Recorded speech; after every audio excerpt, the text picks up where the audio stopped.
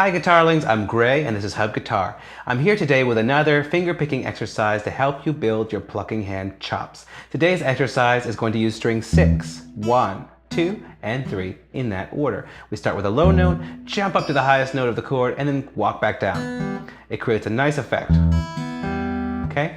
We're going to use 4 chords for this pattern. One is E minor, and you're going to love that because it's just all open strings. Open 6, open 3, open 2, open 1. Of course, you pluck them in the order 6, 1, 2, 3, like that. Then we're going to go to a G major 6 chord, and that's also pretty easy. We're just going to take a finger and put it on the 3rd fret of the 6th string.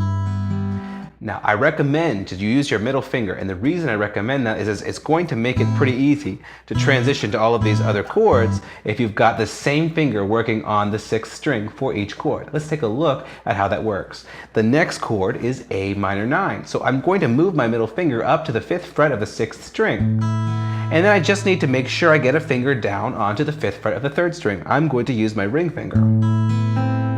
Just like that. And then I'm going to go to this really weird chord.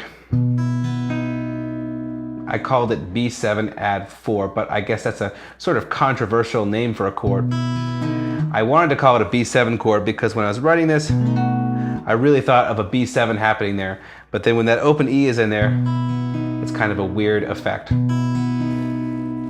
So some people will tell you this chord doesn't exist, but I needed to have a name for it, so that's what I'm calling it, okay? So I still got my middle finger on the 7th fret of the big string, and then I'm going to put my pinky finger on the 8th fret of the 3rd string. Same pattern, like that.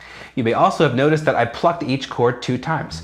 Please feel free to do that. Pluck each chord 2 times, 4 times, 10 times, doesn't really matter. This is not about jumping back and forth between different chords. This is specifically about working out your plucking hand and getting really good at those patterns.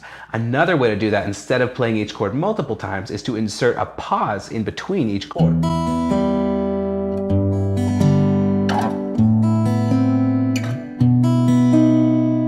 There's really no reason why you couldn't practice it that way, because when we practice, we have an objective. And this exercise objective is to build that plucking pattern. So keep that in mind. It's a great idea to play around with it a little bit. Okay, that's it for today's exercise. I hope you enjoyed it. And if so, please subscribe because there are so many more coming. Thanks for watching.